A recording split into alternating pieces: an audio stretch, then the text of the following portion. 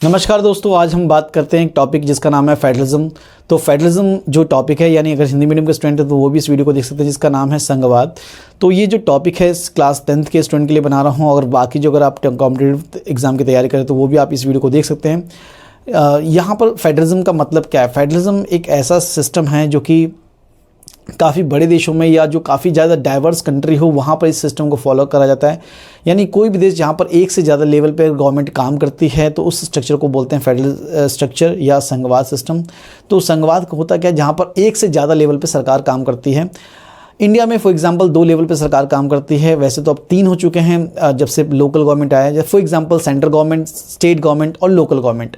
America में इसी तरीके से है, वहाँ पर भी 2 स्ट्रक्चर है, फेडरल गवर्नमेंट अलग है और स्टेट गवर्नमेंट अलग है। तो जहाँ पर भी एक से ज़्यादा लेवल पे सरकार काम करती है तो उस देश के सिस्टम को हम बोलते हैं यहाँ पर फेडरल स्ट्रक्चर सिस्टम है। फॉर एग्जांपल कनाडा में, रशिया में, ऑस्ट्रेलिया में, जितने भी बड़े देश हैं वहाँ पे फेडरल स्ट्रक्चर फॉलो होता है। बट कहीं कहीं पे यूनिटरी सिस्टम भी फॉलो होता है। यूनिटरी मतलब जहाँ पर एकात्मक, यानी एक ही सिस्टम वहाँ पे जो है पूरे देश को चलाता है। फॉर एग्जांपल इंग्लैंड में जो है यूनिटरी सिस्टम फॉलो कराया जाता है, वहाँ पर एक ही सरकार है, ब्रिटिश की पार्लियामेंट, जो पूरे देश के लिए कानून बनाती है। बट हमारे देश में जो है वो 2 लेवल पर जो है कानून बनते हैं, या देश जो है वैसे 3 लेवल पे कानून बनते हैं। मैंने दोबारा बताया आपको, बार बार हमें पहले से, क्योंकि तीसरा लेवल जो है हमारा लोकल गवर्नमेंट का है तो हम उसको भी ऐड कर सकते हैं। बट अभी हम बात करेंगे सिर्फ 2 लेवल की गवर्नमेंट की बात करेंगे। एक होता है हमारा सेंट्रल गवर्नमेंट और एक होता है हमारा स्टेट गवर्नमेंट। याद रखना बच्चों, पहला है हमारा सेंट्रल गवर्नमेंट, दूसरा हमारा स्टेट गवर्नमेंट। सेंट्रल गवर्नमेंट को जो रन करती है, यानी पूरे देश का जो कानून बनते हैं, इंडिया लेवल पे जो भी कानून बनेंगे वो बनेंगे आपके पार्लियामेंट में, यानी सेंट्रल गवर्नमेंट के सारे कानून बनेंगे आपके पार्लियामेंट में। इसी तरीके से आपके जितने भी यूनिट्स हैं, यानी जितने भी राज्य हैं आपके, यानी आर्टिकल फर्स्ट आपको पता होगा कि इंडिया क्या है। इंडिया जो है राज्यों का एक संघ है। India is a union of state, यानी इंडिया क्या है? राज्यों का एक संघ, यानी सभी राज्य मिलकर के हमारा संघ बन रहा है। तो हमारे जितने भी यूनिट्स हैं, हमारे जितने भी 28 राज्य हैं, तो उसमें जितनी भी सरकारें होंगी, यानी हर राज्यों की अपनी सरकार हैं। फॉर एग्जांपल यूपी सरकार, बिहार सरकार, हरियाणा सरकार, दिल्ली सरकार, महाराष्ट्र सरकार, तमिलनाडु सरकार, पंजाब सरकार, ये सारी जो सरकारें हैं यहाँ पर सरकार किसका मतलब है? यानी हर राज्यों की अपनी सरकार है। यानी वहाँ पर विधानसभा होती है, जिसको इंग्लिश में बोलते हैं लेजिस्लेटिव असेंबली, और वहाँ का जो एग्जीक्यूटिव होता है वो होता है चीफ मिनिस्टर। इसी तरीके से देश का जो पूरी लेजिस्लेचर है, यानी जो वहाँ की जो लॉ बनाती है पूरे देश के लिए, वो बनाती है पार्लियामेंट, और उसका जो एग्जीक्यूटिव होता है वो आपका होता है प्राइम मिनिस्टर, यानी जो कि लोकसभा के बेस पे चुना जाता है। तो इतना ये जो बेसिक स्ट्रक्चर है ये आपको समझ में आ गया। यानी सेंट्रल लेवल अलग है और स्टेट लेवल अलग है, और तीसरा है आपका लोकल लेवल। अब हम बात करते हैं ये सारी चीज़ें लिखी कहाँ गई है, पार्लियामेंट के पास कितनी पावर है, स्टेट गवर्नमेंट के पास कितनी पावर है। अगर इनके पास लिखी ना हो तो बहुत ज़्यादा लड़ाई होगी, बहुत ज़्यादा कन्फ्यूज़न होगी। चीफ मिनिस्टर कौन बड़ा है, प्राइम मिनिस्टर को, या चीफ मिनिस्टर की ज़्यादा पावर है या प्राइम मिनिस्टर की ज़्यादा पावर है, विधानसभा के पास ज़्यादा पावर है या पार्लियामेंट के पास पावर है, ये सब पता कैसे चलेगा? ये सब पता चलेगा आपका इसके फीचर्स में। तो पहला इसका फीचर्स क्या होगा कि संघात्मक शासन का, यानी फेडरलिज्म का जो पहला फीचर्स है वो है रिटन कॉन्स्टिट्यूशन। यानी देश में रिटन एक संविधान होगा, जो एक रिटन कॉन्स्टिट्यूशन होगा, जिसके अंदर सारी चीज़ें बताई गई डिटेल से, कि सब कुछ लिखा गया है। हमारी जो काफ़ी एक बुक है हमारी संविधान की, वो एक बुक है। अब उस बुक में सारे के सारे आर्टिकल्स के अकॉर्डिंग डिवाइड किया गया कि पूरा सिस्टम डिवाइडेड है, या पार्लियामेंट का सिस्टम हो, चाहे लोकल गवर्नमेंट का हो, स्टेट गवर्नमेंट का हो, सेंट्रल गवर्नमेंट को। तो रिटन कॉन्स्टिट्यूशन बहुत ज़्यादा ज़रूरी है, जिसके अंदर सारी पावर्स लिखी गई होती है कि पार्लियामेंट के पास कितनी पावर है और स्टेट गवर्नमेंट के पास पावर कितनी है। या कह सकते हैं इसकी एक थ्योरी भी आती है, that's called separation of power, यानी पावर का जो है डिवाइडेड है, यानी सेंट्रल गवर्नमेंट के पास कितनी पावर होगी और स्टेट गवर्नमेंट के पास कितनी पावर होगी। ये सारा कुछ जो है लिखा गया है संविधान में, यानी कॉन्स्टिट्यूशन में। अब संविधान अब एक बुक है जो कि लिखी गई है जो लिखी गई थी आपकी जो कि 2 ईयर्स और 11 मंथ और 18 डेज़ में लिखी गई थी, जो कि पहला जो उसकी मीटिंग हुई थी 9 दिसंबर 1946 को, और जो बना था आपका 26 नवंबर 1949 में, और इसे इम्प्लीमेंट किया गया 26 जनवरी 1950 में। तो ये जो संविधान उतना जो पुराना संविधान है तो उसमें नए नए चेंजेस होते हैं, उसमें कुछ बदलाव होते हैं, उसका जो एक्सप्लेनेशन होता है वो करती है आपकी इंडिपेंडेंट जुडिशरी। यानी दूसरा टॉपिक होगा, दूसरा पॉइंट होगा आपका फीचर्स में इंडिपेंडेंट जुडिशरी का होना, यानी एक बिल्कुल स्वतंत्र न्यायपालिका होगी जो कि पूरे जो संविधान को एक्सप्लेन करेगी यानी इंटरप्रेटेट करेगी, यानी इसमें क्या लिखा गया है, सेंट्रल गवर्नमेंट के पास कितनी पावर है और स्टेट गवर्नमेंट के पास कितनी पावर है। तीसरा फीचर क्या हो सकता है कि इसके अंदर मान सकते हैं कि किसी देश में जो फेडरल स्ट्रक्चर होते हैं वहाँ के जो सिटीजन्स हैं, फॉर एग्जांपल अगर मैं यूपी में रहता हूँ या दिल्ली में रहता हूँ तो मेरे पास दिल्ली सरकार का जो रूल बनेगा, यानी दिल्ली सरकार जो भी रूल बनाएगी वो भी इम्प्लीमेंट होगा मेरे ऊपर, और जो इंडियन गवर्नमेंट जो भी रूल्स बनाएगी वो पूरे इंडिया में इम्प्लीमेंट होता है, यानी मुझ पे भी वो इम्प्लीमेंट होगा। आप किसी भी राज्य में रहते हो तो वहाँ पे पार्लियामेंट जो भी कानून बनाएगी, फॉर एग्जांपल पार्लियामेंट ने एक रूल बनाया, फॉर एग्जांपल मान के चलते हैं कि डॉरी जो है या दहेज जो है लेना अपराध है, तो वो पूरे इंडिया में एक जैसा कानून होगा। और मान लीजिए फॉर एग्जांपल एक दूसरा एग्जांपल हम लेते हैं शराब जो है कई राज्यों के पास ये अधिकार है कि वो या तो बैन कर सकते हैं या तो अपने राज्यों में उसे मतलब लिक्विड शॉप खोल सकते हो, शराब की दुकानें खोल सकते हो, तो ये राज्य सरकार पे डिपेंड करता है। तो इस तरीके से जो पावर है वो डिवाइडेड है किसके बीच में, राज्य सरकार और केंद्र सरकार यानी सेंट्रल गवर्नमेंट के बीच में, और इसको एक्सप्रेशन का काम करता है वो आपका करता है न्यायपालिका। इसके अलावा जो आपने देखा होगा जो भी हमारे संविधान का जो फंडामेंटल जो हमारे उसके कुछ रूल्स हैं उस या जो हमारी जो डेमोक्रेटिक स्ट्रक्चर है उसको कोई चेंज नहीं कर सकता। यानी हमारा जो संविधान जो हमारा पूरा बेसिक स्ट्रक्चर प्रोवाइड करता है, यानी जो डेमोक्रेसी है, जो प्रेसिडेंट के इलेक्शन है, जो विधानसभा है, वो उसको कोई चेंज नहीं कर सकता है। अगर वो चाहे कि भाई सेंट्रल गवर्नमेंट सारी पावर अपने पास रख ले स्टेट गवर्नमेंट की, या स्टेट गवर्नमेंट चाहे कि कुछ पावर सेंट्रल गवर्नमेंट की पावर को वो अपने अपने अपने विधानसभा में रूल्स बना ले, तो ऐसा नहीं हो सकता है। यानी सारी की सारी जो पावर है वो डिवाइडेड है, किसके बीच में, ऑलरेडी डिवाइडेड है। अगर आपको कुछ चेंज करना है तो दोनों की कंसेंट की, दोनों की सहमति की आवश्यकता होगी, सेंट्रल गवर्नमेंट भी और स्टेट गवर्नमेंट की, दोनों की परमिशन के अकॉर्डिंग ही कुछ चेंज हो सकता है। ऐसा नहीं कि एक ही गवर्नमेंट, हाँ कुछ चीज़ें जो है वो अकेले हो सकता है, वो संविधान में लिखा गया है कि क्या चीज़ जो है पार्लियामेंट चेंज कर सकता है और क्या चीज़ जो है चेंज नहीं कर सकता है, तो ये सब कुछ लिखा गया है। अगर कुछ बेसिक स्ट्रक्चर है तो उसको आपको दोनों की परमिशन रिक्वायरमेंट होगी, यानी स्टेट गवर्नमेंट की परमिशन की रिक्वायरमेंट भी होगी और सेंट्रल गवर्नमेंट की रिक्वायरमेंट भी होगी। इसके अलावा जो सेपरेशन ऑफ पावर्स मैंने बताया, इसके अलावा सेपरेशन ऑफ रेवेन्यू रिसोर्सेज भी है, यानी जो पैसा कहाँ से आएगा, यानी सेंट्रल गवर्नमेंट के अलग टैक्सेस हैं, स्टेट गवर्नमेंट के अलग टैक्सेस हैं। जैसे आपने सुना होगा जैसे जीएसटी है, जीएसटी एक हमें पता है कि भाई सेंट्रल गवर्नमेंट लेता है। इस तरीके से property tax, income tax, agriculture tax, तो ये जो टैक्स हैं हाउस, ये सारे टैक्स जो हैं डिवाइडेड है सेंट्रल गवर्नमेंट और स्टेट गवर्नमेंट के बीच में। इसके अलावा जो हमें पता है कि भाई जो सेंट्रल गवर्नमेंट है किसी देश में बहुत ज़्यादा क्या होता है कि अमेरिका में देखिए क्या है कि अभी हम पढ़ेंगे होल्डिंग टुगेदर और कमिंग टुगेदर में, कि अमेरिका में क्या है कि वहाँ पे जो उनकी यूनिट्स है वो एक, जो हमें पता है कि जो उनकी हिस्ट्री थी तो वो एक साथ आकर के वो रहने लग जाते हैं, यानी 13 कॉलोनीज थी वो एक साथ जुड़ करके उन्होंने अपना एक संघात्मक यानी एक सेंट्रल गवर्नमेंट एक जो है फेडरल स्ट्रक्चर बनाया जिसमें पावर उनके पास लगभग बराबर होती है। बट हमारे देश में हमें सेंट्रल गवर्नमेंट का मतलब क्या है कि यानी सभी राज्य मिलकर के एक सेंट्रल गवर्नमेंट बना रहे हैं, तो सभी राज्यों की जिम्मेदारी बनती है कि वो सेंट्रल गवर्नमेंट को ज़्यादा स्ट्रॉन्ग बनाए, किसी एक राज्य को स्ट्रॉन्ग ना बना दे कि वो जो है अपनी मनमानी करने लग जाए। इसलिए सेंट्रल गवर्नमेंट जो पूरी इंडिया की सोचती है, पूरे देश की सोचती है, इसलिए सेंट्रल गवर्नमेंट को बहुत ज़्यादा सिक्योर बनाया गया है, जो कि पूरी कंट्री को सेफ गार्ड करती है और सभी राज्यों को उसके बराबर पावर प्रोवाइड करती है। यानी कहने का मतलब ये है कि सेंट्रल गवर्नमेंट हमारे देश में जो है बहुत पावरफुल है। अभी हम समझने की कोशिश करेंगे, बट ये बेसिक स्ट्रक्चर यही होता है, किसी देश में सेंट्रल गवर्नमेंट कम पावरफुल होती है या बराबर पावर डिवाइडेड होती है। तो ये कुछ फीचर्स थे जो आप समझ सकते हैं। नेक्स्ट टॉपिक जो हमारा कहता है कि हमारी जो मैंने आपको जैसा बताया कि भाई अब हम समझेंगे कैसे कि पावर कैसे डिवाइड है, तो यहाँ पे हमें एक अगला टॉपिक है वो कहता है कि आपका जो पावर है वो डिवाइडेड है किसके बीच में, सेंट्रल गवर्नमेंट और स्टेट गवर्नमेंट और लोकल गवर्नमेंट में। तो इसको हम समझ सकते हैं इस तरीके से, यानी जो what's make India federal country, so India का किस तरीके से फेडरल स्ट्रक्चर लागू होता है। तो हम कह सकते हैं जो भी एक लिस्ट दे रखी है संविधान में, कॉन्स्टिट्यूशन में, कि भाई फेडरल स्ट्रक्चर के पास 97 टॉपिक्स होंगे, तो उन टॉपिक्स पे जो है केवल और केवल पार्लियामेंट ही रूल्स बना सकती है, उस पर कोई राज्य सरकार रूल्स नहीं बना सकती। उसको कहते हैं हम सेंट्रल लिस्ट या यूनियन लिस्ट। अब यूनियन लिस्ट में होता क्या है कि अब एक सिंपल सा फॉर्मूला है, जिस भी टॉपिक के आगे अगर इंडिया लग जाता है, जैसे आपने सुना होगा, सो वो जो टॉपिक्स है वो जो सब्जेक्ट्स है उसका जो राइट्स है केवल और केवल सेंट्रल गवर्नमेंट के पास होगा, यानी पार्लियामेंट के पास होगा।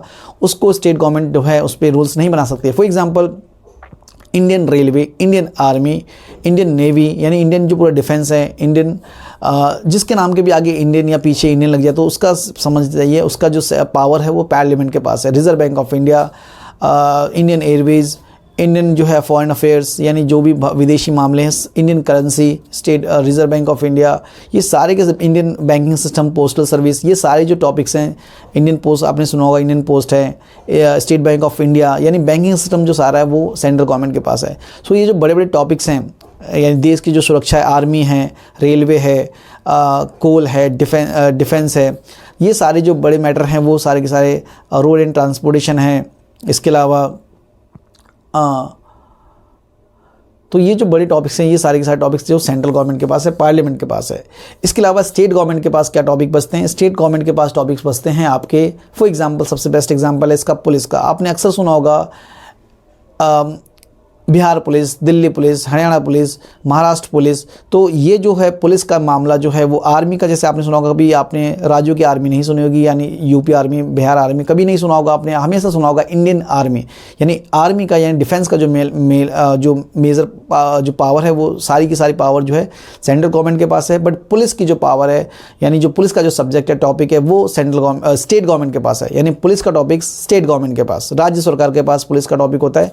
इसके अलावा शराब, आपने सुना होगा लिकर्स जो शॉप्स होती हैं, मैंने अभी एग्जांपल दिया था कि शराब जो है वो राज्यों के पास उसका अधिकार क्षेत्र आता है, कानून आता है, उसके पास एक कानून होता है कि अपने राज्यों में वो शराब की दुकानें चाहे तो खोल सकती हैं, उसके टैक्स कलेक्ट कर सकती है या अलाउ कर सकती है शराब को बेचना, या किसी जो राज्य में बैन हो सकता है। फॉर एग्जांपल बिहार में शराब बेचना बैन है, बट हरियाणा में, दिल्ली में जो है शराब जो है वो बेची जा सकती है, खरीदी जा सकती है।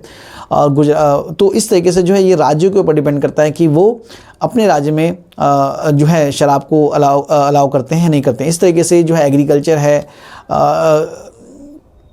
तो ये कुछ बेसिक टॉपिक्स हैं जो कि स्टेट गवर्नमेंट के पास हैं। अब इसी तरीके से कुछ ऐसे टॉपिक है जो कि दोनों के पास होते हैं, उससे बोलते हैं कॉन्करेंट यानी समवर्ती सूची। तो वो जो लिस्ट है वो मतलब क्या है कि यानी सेंट्रल गवर्नमेंट भी उस पर रूल बना सकती है और स्टेट गवर्नमेंट भी उस पर रूल बना सकती है। फॉर एग्जांपल जो है जैसे एजुकेशन जैसे फॉरेस्ट, ठीक है, अब ये जो फॉरेस्ट है, एजुकेशन है, इस पे दोनों सरकार यानी सेंट्रल गवर्नमेंट भी और स्टेट गवर्नमेंट भी रूल्स बना सकती है।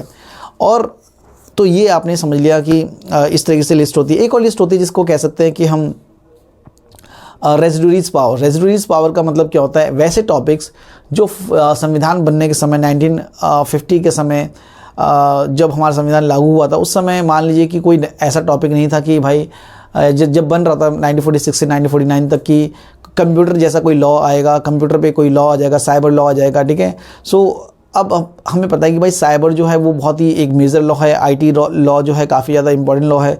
तो अब ये टॉपिक किसके पास जाएगा? ये टॉपिक जाएगा ऑटोमेटिकली किसके पास? सेंट्रल गवर्नमेंट के पास। तो कोई ऐसा टॉपिक जो फ्यूचर में आने वाला है, ये जब संविधान में जो कॉन्स्टिट्यूशन मेकर्स थे उन्होंने वो सोच के नहीं रखा कि भाई आईटी जैसा कोई टॉपिक आएगा तो वो किसके पास रखे वो टॉपिक। तो वैसे टॉपिक जो फ्यूचर में आने वाले हैं वो ऑटोमेटिकली किसके पास जाएंगे? सेंट्रल गवर्नमेंट के पास। तो इस तरीके से जो है हमारा ये होता है, सेंट्रल गवर्नमेंट और स्टेट गवर्नमेंट की पावर डिवाइडेड होती है। तो इस तरीके से फेडरल स्ट्रक्चर फॉलो होता है। अब अगर हम बात करें एक टाइप में जो आपका टॉपिक रहता है, एक टॉपिक जो आपने देखा होगा होल्डिंग टुगेदर और कमिंग टुगेदर। इसका मतलब क्या है कि भाई इसमें एक टॉपिक है कि फेडरलिज्म जो है वो दो टाइप के हो सकते हैं, holding together, coming together. For example जैसे मैंने बताया कि जब अमेरिका एक संघात्मक देश यानी एक फेडरल स्ट्रक्चर बन रहा था उस समय जो 13 कॉलोनीज थी उन सबों ने ब्रिटेन से फाइट करके अपनी आज़ादी अपनी हासिल करी। और उन सब देशों ने, उन सभी राज्यों ने जो 13 कॉलोनीज थी उन सब राज्यों ने अपना एक संघ बनाया। मतलब जहाँ पर संघ का मतलब क्या है कि भाई हम सब एक अथॉरिटी के अंडर में रहेंगे, बट उन्होंने अपनी पावर जो है सेव कर ली। सेव का मतलब क्या है कि उन सबके पास बराबर पावर, यानी लगभग सेंट्रल गवर्नमेंट और स्टेट गवर्नमेंट के पास एक अपना अलग अलग पावर है, कह सकते हो कि, और उनके पास लगभग बहुत ज़्यादा आज़ादी है। सेंट्रल गवर्नमेंट और स्टेट गवर्नमेंट के पास बहुत ज़्यादा आज़ादी है और वो इंडिपेंडेंट और इक्वल राइट्स कह सकते हो शेयर करते हैं। तो वैसे सिस्टम को कहेंगे हम जो है कमेंट टुगेदर, यानी साथ में आकर के उन्होंने अपने सिस्टम बनाया है और बनाने के बाद पावर जो है इक्वली डिवाइड कर ली। जैसे फॉर एग्जांपल स्विट्जरलैंड और अमेरिका इसका एग्जांपल है। बट होल्डिंग टुगेदर में क्या होता है कि वो एक समय बैठ करके सभी राज्य जो हैं होल्डिंग टुगेदर मतलब क्या है कि भाई सभी राज्यों को हमने समझा करके अपना एक पार्ट बनाया है, और इसलिए हमने उन राज्यों को, वो अपने आप ही नहीं आए थे, हमने बनाया है, क्रिएट करा है, ठीक है। तो उस राज्यों को जो बनाने में हमें पता है कि बहुत सारी कठिनाइयाँ आई थी, और हो सकता है कुछ ऐसे स्टेट्स भी है जो हमें मिलना नहीं चाहते थे, या कह सकते हैं कि वैसे कई जो लोग हैं जो अब भारत को तोड़ना चाहते हैं। तो वैसे सिस्टम को हमने नाम दिया है होल्डिंग टुगेदर, यानी हमने उनको होल्ड कर रखा है, या कह सकते हैं कि उनको टूटने से बचाना है, वैसे सिस्टम को हम कह सकते हैं। तो इसलिए हमने सेंट्रल गवर्नमेंट को काफ़ी ज़्यादा स्ट्रॉन्ग रखा है, क्योंकि हमें पता है कि कई जो लालची लोग होते हैं, कई जो देश को तोड़ने वाले लोग होते हैं, वो अलग राज्यों की डिमांड कर सकते हैं, और अलग जब राज्यों की डिमांड होगी तो ये भारत के लिए बहुत ज़्यादा नुकसानदेह होगा। इसलिए हमने सेंट्रल गवर्नमेंट को ज़्यादा पावरफुल दिया है। सो इसे बोलते हैं होल्डिंग टुगेदर फेडरलिज्म। अब हम बात करते हैं नेक्स्ट। अब देश में जो है फेडरल स्ट्रक्चर को हम कह सकते हैं कि भाई हमारा फेडरल स्ट्रक्चर जो है बढ़िया चल रहा है। इसमें जो टॉपिक आता है हमारा फेडरलिज्म इज़ प्रैक्टिस्ड, यानी वो फेडरल स्ट्रक्चर जो है कैसे प्रैक्टिस करी जाती है। सो पहली बात करते हैं लैंग्वेज पॉलिसी की, यानी देश के अंदर हमें पता है कि हमारा जो देश है इंडिया में काफ़ी डाइवर्स कंट्री है, यहाँ पर बहुत सारी भाषाएँ हैं। जैसे हमें पता है 1652 के आसपास 1652 से ज़्यादा हमारे पास डायलेक्ट्स हैं, बोलियाँ हैं, और जो है भाषाएं भी बहुत सारी हैं हमारे पास। लेकिन हमने 22 भाषा यानी 22 जो लैंग्वेज हमने शेड्यूल कर रखी है संविधान में, उसको रजिस्टर्ड करा गया कि ये 22 मेजर लैंग्वेज होगी, जहाँ पर हम कह सकते हैं ये इनकी मदर टंग भी है। इसमें पता है कि हिंदी एक बड़ी भाषा है, हिंदी लगभग 40% लोग बोलते हैं। इसके अलावा बंगाली, बांग्ला, जिसे इसके अलावा बांग्ला, मराठी, गुजराती, तमिल, तेलुगु, कन्नड़, मलयालम, ये सब जो भाषा है। इसके अलावा मैथिली जो भाषा है, तो वो ये जो भाषा है ये हमारी जो है 22 भाषा इस तरह की शेड्यूल भाषा है। यानी आप इस भाषा में ये आपका जो है आपकी मदर जो भी आपकी भाषा है उसमें आप शिक्षा प्राप्त कर सकते हो। ऐसा नहीं कि सेंट्रल गवर्नमेंट अपनी भाषा को, यानी सेंट्रल गवर्नमेंट जो है वो किसी भाषा को रोकता है या किसी को जो है अपने उसमें शिक्षा ग्रहण करने से रोकता है, तो ऐसा नहीं है। यानी आप अपनी भाषा को, अपनी जो भी आपकी मदर टंग है, अगर आप तमिलनाडु में रहते हो तो आप तमिल में जो एजुकेशन प्राप्त कर सकते हो, जॉब ले सकते हो, यानी आपकी इसमें कोई बंदिश नहीं है। इसके अलावा इंग्लिश हमारे देश की कह सकते हो कि ऑफिशियल लैंग्वेज है। आप इसमें काम की लैंग्वेज, यानी कह सकते हो कि इंग्लिश को हमने एज ऑफिशियल लैंग्वेज माना है। बट हमारी जो यानी जो हमारी देश की जो 22 भाषा हैं, आप उसमें जो है अपनी भाषा को आप अपने जो है उसमें एजुकेशन प्राप्त कर सकते हो, उसमें जॉब ले सकते हो। तो ये हमारे फेडरल स्ट्रक्चर की एक खूबी है, लैंग्वेज पॉलिसी। इसके अलावा अगर हम बात करें इंटर स्टेट रिलेशन की बारे में, यानी राज्य और केंद्र सरकार का जो केंद्र सरकार और राज्य सरकार के बीच में जो अगर रिलेशन की बात करें, संबंध की बात करें, सो वो नेगेटिव भी है और पॉजिटिव भी हैं। पॉजिटिव इस तरीके से कि मैं जैसे बताया कि राज्य सरकार जो है वो पावर जो है संविधान से प्राप्त करते हैं, ना कि केंद्र सरकार से। हालांकि हमारा जो संविधान है, इंडिया का संविधान जो है वो सेंट्रल गवर्नमेंट को ज़्यादा पावर देता है। सेंट्रल गवर्नमेंट को ज़्यादा पावर देने की वजह से जैसे तो कई बार क्या होता है कि सेंट्रल गवर्नमेंट अपनी मनमानी भी करता है। कई बार जैसे कि मैंने बताया कि उसके पास 3-4 राइट्स हैं जिसकी वजह से सेंट्रल गवर्नमेंट और स्टेट गवर्नमेंट के बीच में हमेशा इशू रहते हैं। फॉर एग्जाम्पल पहला तो है वहाँ पे, जैसे हमें पता है कि पार्लियामेंट का पावर है कि किसी भी नया स्टेट अगर क्रिएट करना है तो आपको पार्लियामेंट की ज़रूरत पड़ेगी। किसी का नाम चेंज करना है, नया राज्य बनवाना है, तो पार्लियामेंट का ऑब्वियसली ज़्यादा पावर है। या अगर मान लीजिए कोई भी अगर मान लीजिए अगर देश के अंदर कोई इमरजेंसी लगानी है तो वो सारी पावर सेंट्रल गवर्नमेंट के पास चली जाती है। कई इसके अलावा स्टेट में अगर कई बार क्या होता है कि राष्ट्रपति शासन आर्टिकल 356 के अकॉर्डिंग वहाँ पर प्रेसिडेंट रूल लग जाता है। ये अक्सर उन राज्यों के साथ देखा गया जहाँ पर केंद्र सरकार में, सेंट्रल गवर्नमेंट में दूसरी सरकार हो, दूसरी पार्टी की सरकार हो, और राज्यों में दूसरी पार्टी की सरकार हो, तो वहाँ पे कई बार जो है प्रेसिडेंट रूल लगा दिया जाता है। तो कई बार ऐसे जो रिलेशन है वो ख़राब भी हो जाते हैं। इसके अलावा मेजर जो रेवेन्यू सोर्सेज है वो भी सेंट्रल गवर्नमेंट के पास ही है। फॉर एग्जांपल अगर बात करें बीजेपी जो है सेंट्रल गवर्नमेंट में है और यूपी में मान लीजिए बीजेपी है, तो इन दोनों के रिलेशन कई बार बहुत अच्छे चलेंगे। लेकिन अगर मान के चले कि केंद्र सरकार में अभी जो है बीजेपी है और राजस्थान में मान लीजिए कांग्रेस की सरकार है, तो उनके रिलेशन कई बार अच्छे नहीं चलेंगे। अगर मान लीजिए राजस्थान में कुछ या हरियाणा में मान लीजिए कुछ अभी जो है दंगे हो जाएं और स्टेट गवर्नमेंट अगर कुछ कंट्रोल नहीं कर पाती है, तो अचानक सेंट्रल गवर्नमेंट यानी जो गवर्नर यहाँ पे अपॉइंट होते हैं, ऐसे सेंट्रल गवर्नमेंट के अपॉइंट होते हैं, तो वो कहेंगे राष्ट्रपति को कि स्टेट गवर्नमेंट का जो स्ट्रक्चर है या जो यहाँ पे लॉ एंड ऑर्डर वो सही तरीके से काम नहीं कर पा रहा है, उनका स्ट्रक्चर फेलियर हो चुका है। यानी कह सकते हैं कि यानी संविधान के अकॉर्डिंग देश नहीं चल पा रहा है, राज्य नहीं चल पा रहा है। तो यहाँ पे इस स्टेट में राष्ट्रपति शासन लगा दिया जाए तो उस स्टेट में राष्ट्रपति शासन लगा दिया जाएगा और सारी पावर सेंट्रल गवर्नमेंट के पास चली जाएगी। ये अक्सर उन राज्यों में होता है जहाँ पर अपोजिट यानी विरोधी पार्टी की सरकार होती है। तो कई बार इस टॉपिक को लेकर के जो है विवाद उत्पन्न हो जाता है। इसके अलावा मैंने बात करी सेंट्रल गवर्नमेंट के पास ज़्यादा रेवेन्यू सोर्सेज है और वो कई बार स्टेट्स को ग्रांट देता है, तो उन राज्यों को ज़्यादा ग्रांट देता है जहाँ पर उसकी सरकार हो, उस पार्टी की सरकार हो। इसके अलावा जो है एक टॉपिक और आपका आता है जो है गठबंधन सरकार, कोलिजन गवर्नमेंट। इसका मतलब क्या होता है? गठबंधन सरकार हमारे देश की एक जो है फीचर्स रही, क्योंकि हमारे देश में बहुत सारी पार्टी अब हो चुकी हैं, लगभग 750 से ज़्यादा पार्टी है, बट नेशनल पार्टी तो हमारे पास मेन ही है। तो जो नेशनल पार्टी वो भी कई बार जो है मेजोरिटी गेन नहीं कर पाती है। हालांकि इंदिरा गांधी के बाद 28 ईयर्स के बाद जो है फर्स्ट टाइम 2014 में जो मेजोरिटी जो है वो बीजेपी पार्टी को मोदी के नेतृत्व में मिली है। तो ये एक बहुत बड़ा अचीवमेंट है जिसमें कोलिजन इरा को ख़त्म ही कर दिया गया है लगभग। अब देखते हैं फ्यूचर में क्या होता है 2022-24 के इलेक्शंस में। सो ये आपको समझ में आ गया गठबंधन की सरकार हमारा एक फीचर्स रही है। आफ्टर द 1989 के बाद किसी भी सिंगल पार्टी को फुल मेजोरिटी नहीं मिलती है।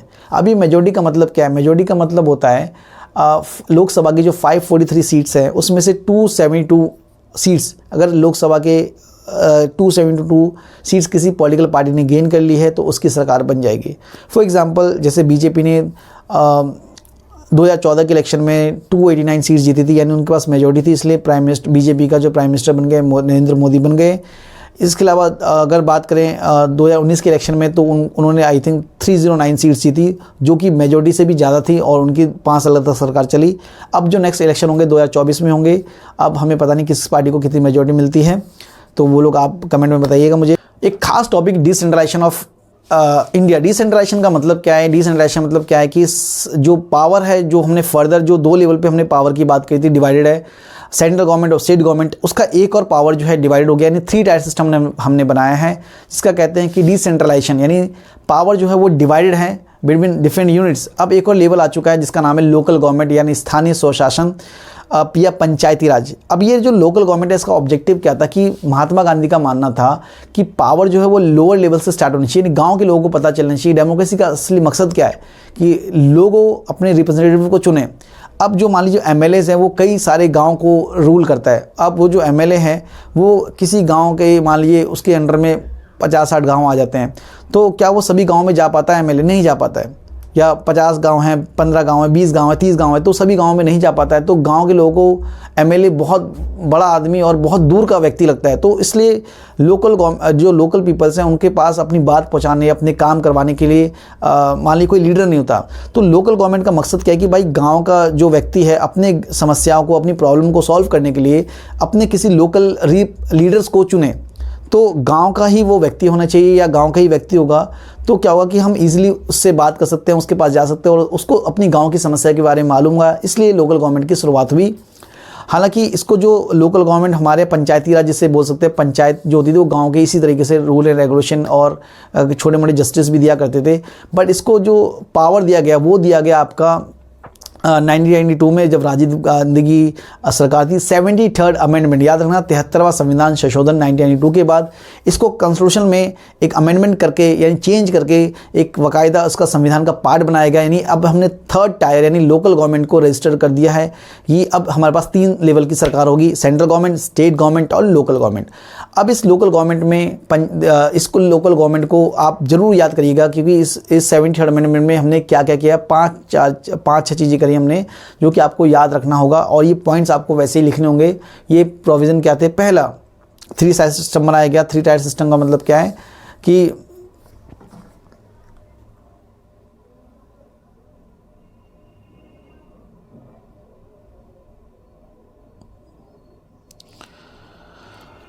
अब इनके जो हैं इनका भी इलेक्शन होगा। यानी अब हमने क्या करा है कि पंचायतों का भी इलेक्शन कंपलसरी कर दिया है। यानी पहले क्या होता था कि पंचायतों के इलेक्शन नहीं होते थे, बट अब इनके इलेक्शन होंगे और इनके जो सरपंच है, जो मुखिया है, जो प्रधान है, जो भी चुने जाएंगे अपने वार्ड से। अगर शहरों में आप रहते हो तो आपको नगर निगम का, यानी आपने सुना होगा नगर म्यूनसिपल कॉर्पोरेशन के इलेक्शन होते हैं, पार्षद वगैरह हम चुनते हैं, काउंसलर चुनते हैं इसमें।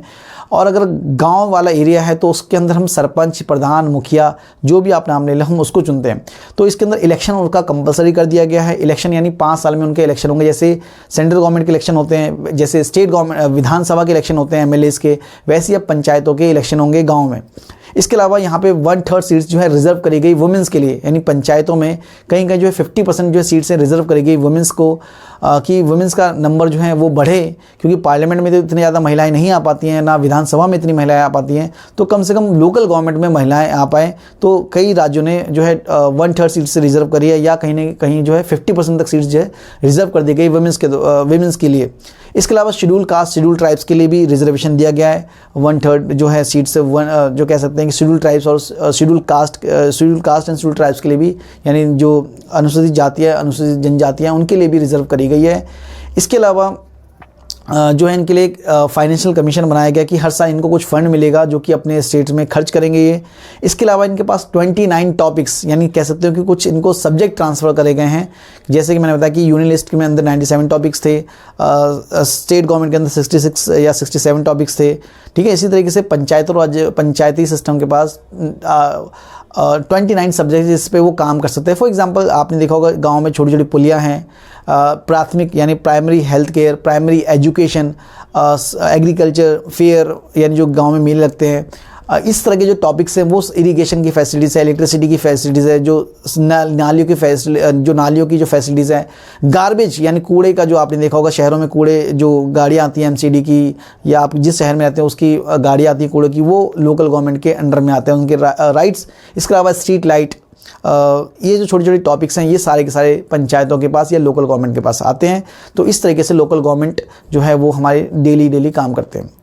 आशा करता हूँ कि आपको ये टॉपिक समझ में आया होगा, और नेक्स्ट टॉपिक के लिए आप बने रहिए इस चैनल के